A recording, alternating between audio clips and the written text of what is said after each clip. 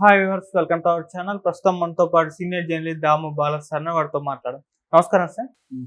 Sir, Akhilapriya ఇంటి పైన ఏవి సుబ్బారెడ్డి దాడి చేశారు అన్న వార్తలు వస్తున్నాయి కదా సార్. అసలు ఏం జరిగింది, ఎందుకు దాడి చేశారు సార్? అఖిలప్రియ, ఏవి సుబ్బారెడ్డి గొడవ ఇప్పటిది కాదు, మనమే చాలాసార్లు మన ఛానల్లో చెప్పుకున్నాం. ఎందుకంటే ఏవి సుబ్బారెడ్డి ఒకప్పుడు నాగిరెడ్డి, శోభా నాగిరెడ్డి వాళ్ళ అనుచరుడు. సో ఆయన చాలా ఫ్యాక్షనిస్ట్ అనేది కూడా ఒకప్పుడు ఆయనకి పేరు ఉంది. సో ఫ్యాక్షనిజం వీళ్ళ తరపున ఆయన ఫ్యాక్షనిజం చేశాడని. ఆ తర్వాత ఆయన నాగిరెడ్డి వాళ్ళు చనిపోయిన తర్వాత ఏవి సుబ్బారెడ్డికి అఖిలప్రియకి మధ్య గొడవలు వచ్చాయి. ఏ స్థాయికి అంటే ఏవి సుబ్బారెడ్డిని చంపడానికి అఖిలప్రియ సుపారీ ఇచ్చిందని కూడా ఆయన ఆరోపించాడు.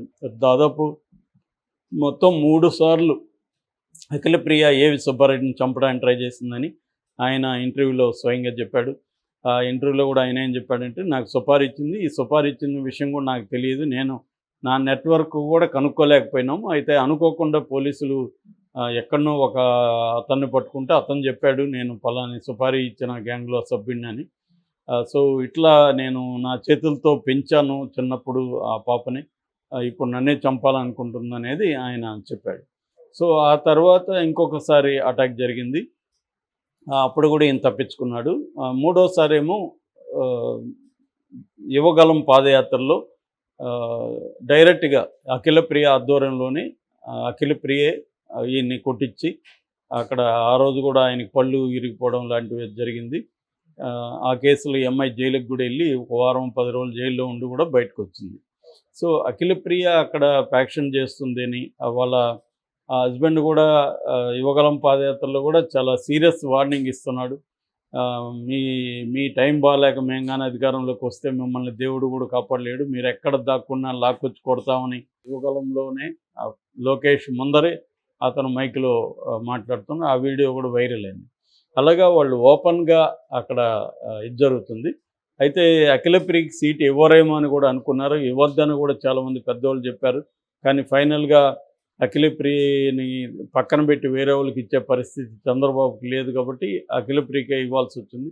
దాంతో ఏవి సుబ్బారెడ్డి వర్గం తీవ్రమైన కోపంతో రగిలిపోయారు. మేము ఓడిస్తామని కూడా అప్పుడే ప్రతిజ్ఞ చేశాడు. అఖిలప్రియ రాజకీయ అంతమే నా లక్ష్యం అని కూడా ఆయన ఓపెన్గా ఇంటర్వ్యూలో కూడా చెప్పాడు. ఆమెను ఫిజికల్గా నేను అంతం చేయను, నేను ఆమె టైప్ కాదు, కానీ రాజకీయంగా మాత్రం ఆమెను అంతం చేస్తాను. కానీ అఖిలప్రియ ఈయన్ని ఫిజికల్గా అంతం చేయాలని కూడా చూస్తుందని ఆయనే చెప్పాడు. వాళ్ళ అమ్మాయి కూడా బొండా ఉమా కోడలు ఆమె కూడా చెప్పింది. సో ఏదేమైనా ఏవి సుబ్బారెడ్డికి అఖిలప్రియ వర్గానికి మధ్య ఎప్పటి నుంచో గొడవలు ఉన్నాయి. సో గత రాత్రి ఎన్నికల తర్వాత ఇప్పుడు మన రాష్ట్రంలో ఇట్లా మాచర్ల, ఇటు పల్నాడు ఏరియాలో మన నర్సరావుపేట కావచ్చు, తర్వాత తెనాలి ఏరియా కావచ్చు, అటు తిరుపతి కావచ్చు, ఇటు తాడిపత్రి కావచ్చు, ఇట్లా అనేక ఏరియాల్లో వైలెన్స్ విపరీతంగా పెరుగుతుంది. నిన్న తాడిపత్రికి సంబంధించి అక్కడ సిట్టింగ్ ఎమ్మెల్యే పెద్దారెడ్డిని కూడా అరెస్ట్ చేశారు. సో జేసీ దివాకర్ రెడ్డి మీద కేసులు పెట్టారు. సో అలాగా అన్ని చోట్ల వైలెన్స్ పెరుగుతూ ఉంది. ఈ క్రమంలో ఇప్పుడు రాత్రి ఆళ్ళగడ్డలో ఈమె అఖిలప్రియ ఇంటి ముందు బాడీగార్డు ఉన్నాడు, నిఖిల్ అని బాడీగార్డు ఉన్నాడు. అతని మీదకి ఒక కారు స్పీడ్గా వచ్చి గుద్దినాక అతను పడిపోయినాక కారులోంచి దిగి అతన్ని చితకబాదారు అని చెప్తున్నారు. సో చనిపోయాడని వదిలేసి వెళ్ళిపోతే అతను బతికాడు.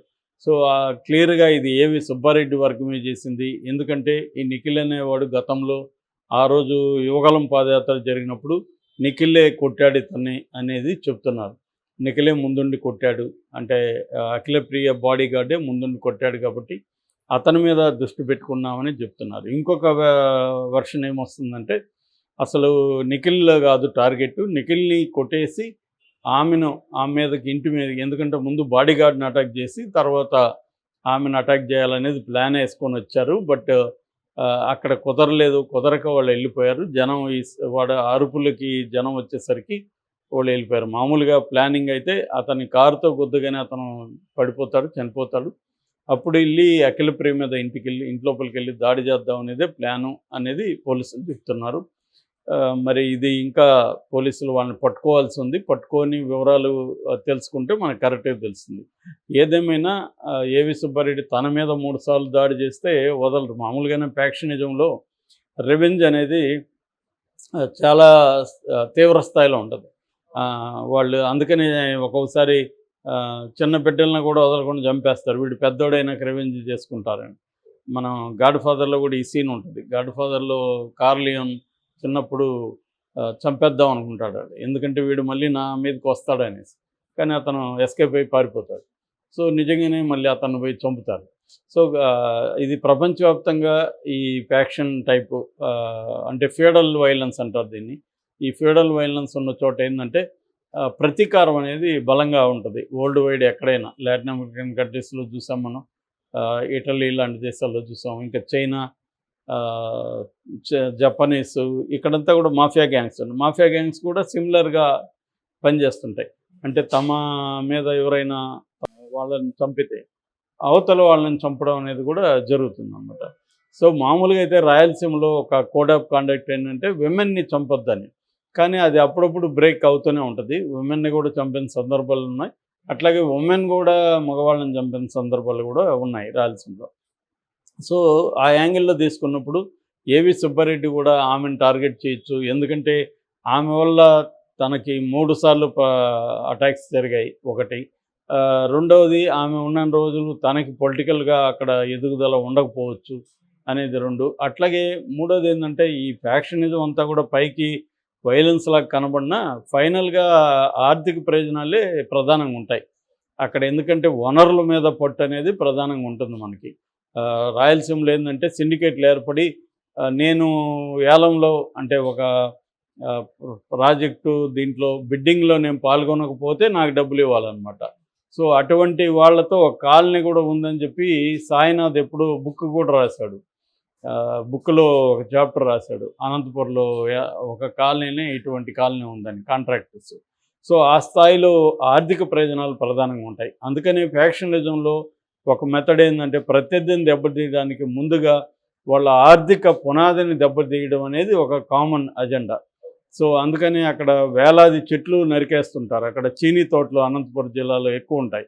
అందుకని ప్రత్యర్థులకు చెందిన 1000, 2000, 5000 ఇలా వాళ్ళ తోటల్ని నరికేస్తారు. ఒకప్పుడు నక్సలైట్లు కూడా పరిటాల రవి లాంటి వాళ్ళతో గొడవలు వచ్చినప్పుడు కూడా పరిటాల రవి 5000 చెట్లు నరికేసిన సందర్భాలు కూడా ఉన్నాయి. నక్సలైట్లు కూడా ఫ్యాక్షనిస్టులాగానే ఆ జిల్లాలో బిహేవ్ చేస్తారని బాలగోపాల్ లాంటి వాళ్ళు కూడా దాని మీద రాశారన్నమాట. అంటే ఫ్యాక్షనిజం అంత స్ట్రాంగ్గా ఉంటుంది. దానికి కొన్ని లక్షణాలు ఉంటాయి ఫ్యాక్షనిజానికి. ఆ లక్షణాల్లో ఒకటి ఏంటంటే శత్రు శేషం ఉండకూడదు, అంటే శత్రువుల వైపు ఎవరు ఉండకూడదు అనేది ఆ లక్షణాల్లో ఒకటి. అట్లాగే ఆర్థిక ప్రయోజనాలు దెబ్బతీయడం కూడా ప్రధానంగా ఉంటుంది. అందుకని జగన్ రాగానే జగన్ కూడా ప్రత్యర్థుల ఆర్థిక ప్రయోజనాలను దెబ్బతీయడం మీద ఫోకస్ పెట్టాడు. ఇటు జేసీ దివాకర్ రెడ్డి లాంటి వాళ్ళని, జేసీ ప్రభాకర్ రెడ్డి లాంటి వాళ్ళు ఆర్థిక మూలాలను దెబ్బతీయడానికి అతను అనేక పద్ధతుల్లో ట్రై చేశాడు. సో అట్లాగే చాలా చోట్ల కూడా తెలుగుదేశం నాయకుల ఆర్థిక మూలాలను దెబ్బతీయడం కోసం జగన్ ప్లాన్ చేయి. ఇదంతా కూడా ఫ్యాక్షనిజం నుంచి వచ్చిన లక్షణం. సో అలాగా ఇప్పుడు ఏవి సుబ్బారెడ్డి అఖిలప్రియని చంపడానికి, అఖిలప్రియ ఈయన్ని చంపడానికి ఎప్పటి నుంచో ట్రై చేస్తుంది. సో అది కొత్తగా ఇప్పుడు ఎలక్షన్ పోస్ట్ పోల్ వైలెన్స్లో భాగం అయిపోయినట్టుగా ఇది ప్లాన్ చేస్తున్నట్టుగా అర్థమవుతుంది. ఎందుకంటే అన్ని చోట్ల జరుగుతుంది కాబట్టి ఇప్పుడే మనం ఈ అకౌంట్లో వేసేద్దాం అని కూడా వీళ్ళు బయలుదేరి ఉండొచ్చు. సో అదే కనిపిస్తుంది. ఏదేమైనా వివరాలు అయితే ఇంకా మనకి అందాలి పూర్తిగా. ప్రస్తుతానికైతే నిఖిల్ మీద జరిగిన దాడిగా పోలీసులు కేసు నమోదు చేసుకున్నారు. అఖిలప్రియ నా మీద చేయడానికే వచ్చారని చెబుతుంది.